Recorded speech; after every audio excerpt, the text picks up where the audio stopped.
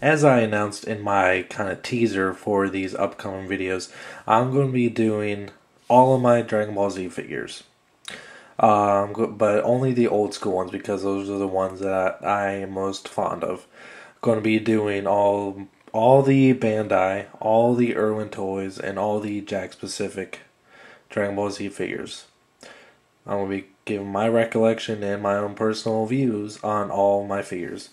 So we're going to be starting off with one of the fan favorites, especially with the girls, Future Trunks. So starting off with this one, this was my first Trunks figure released by Bandai. This is the Japanese, came in a Japanese box. The stickers are worn off. This one was notorious for the sticker on the sword sheath coming off all the time, and on the sword here, just a sticker around there, always coming off. As you can see, you can see there's a little piece of tape actually holding that on. Now, and there's also a Capsule Corporation sticker that got lost somewhere because it never stuck on properly. But this was my first one. The sword assembly does come off by itself, but I always prefer to leave that on. And of course, he can hold the sword just like this. Now, this is one of the Bandai figures, of course, and they have a big problem with articulation. That's it. Just the arms rotate around. So, not a bad looking figure. Definitely a good classic one. Now, this is the Irwin Toys version, which of the same character has a lot more detail and it has definitely a lot more posability. See in the legs here, and has the Capsule Corp logo painted directly onto a jacket sleeve, which is a great move. And the sword comes out by itself, no stickers, all paint, which is the way I like it. The sword sheath does not come off, however, no big deal. I think most people like to see Trunks with this sword. The only problem I really have with this figure by itself is the head's huge. The head is seems like it's really out of proportion with the rest of the body. Not sure if it's just me, but it's one thing that's always bugged me about it. And just because of that, I always tend to prefer this one. It just looks a lot more in proportion. Well, you can definitely see there the head is ridiculously huge for this figure. I didn't get this figure till many years after it was released, but this is the first Super Saiyan Trunks figure that was released. And the only one that really has him with the ponytail, which is why I like this. I got the gold hair version. I would have much preferred to get the yellow haired version because I hate gold hair.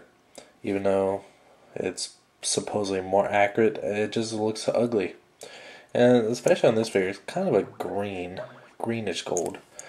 Maybe it's just aging, but who knows. But the armor does come off itself, revealing just a plain blue body. But this one is a highly sought after figure, mainly because, it is Trunks. And this is one of the most peculiar designs of Bandai figures. Alright, let's look at this one real quick. This is by Bandai. The arms are, the way the joints worked, it's actually inside the body, so you can do this no problem. But for whatever reason, with some of the figures, they just decide to pop it off like that.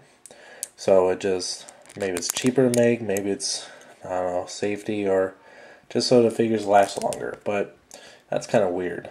I've never seen any other figures that have that type of design. This was also released by Irwin Toys. It's I forget the subline it was. It wasn't part of the main line. It was more the gimmicky figures that did actions. This is one that has this kind of nub here on his hip where you press it. He does kind of this awkward kick, which is especially lame. I only got it just because it's Trunks, and they really never really made too many figures of him as a Super Saiyan with the short hair. I guess that's another reason why I got it. but the kick is just awkward looking. It's not very cool looking, and because of that, it is kind of difficult to stand up. You really kind of have to get his leg back at an angle just for him to be able to stand up. This is another Trunks figure released by Irwin Toys. Probably one of the few that's actually in his normal state with the long hair, not in a ponytail. Basic Irwin design here. No ball joints, just very limited articulation, just hip, knees, shoulders, and it does have some head articulation, but the hair really gets in the way. If it just had a little bit of a better paint application, I would definitely recommend getting this one because it is one of my favorite looks for Trunks, but they just kind of rushed this one along with the Vegeta that came out at the same time.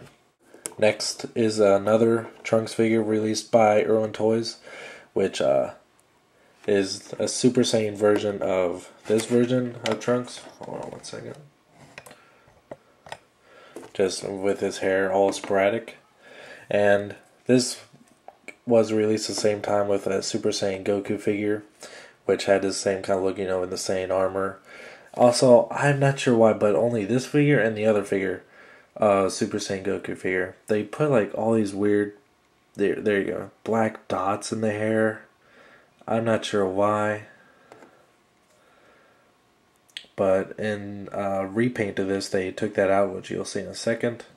And they put pupils, you can see there, they put pupils on him along with the Goku figure. Next is the repaint I was telling you about.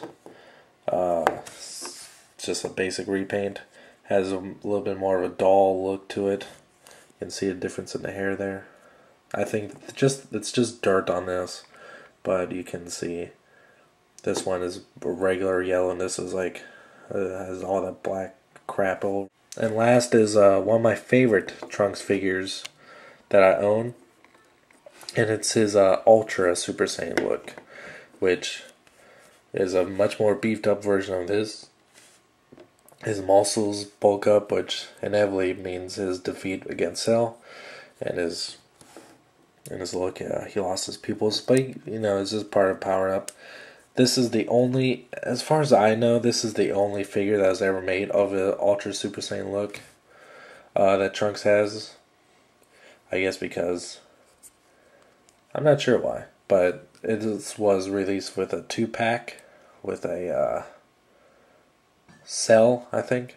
I don't know, it's been so many years since I've got these, it's kind of hard to remember what came with what and when and such forth. But this is a very nice figure. Posability is a little awkward because the joints get real stiff at points, especially here in the elbow. But it's still really nice. The detailing and muscles, like in the legs, just really make him look just come full circle from going from this to this. It's just, you barely recognize him. So that's all my Trunks figures. I hope you enjoyed this kind of marathon of Trunks figure reviews. A lot more are coming. So as I said, I'm going to be reviewing all of my Dragon Ball Z figures. So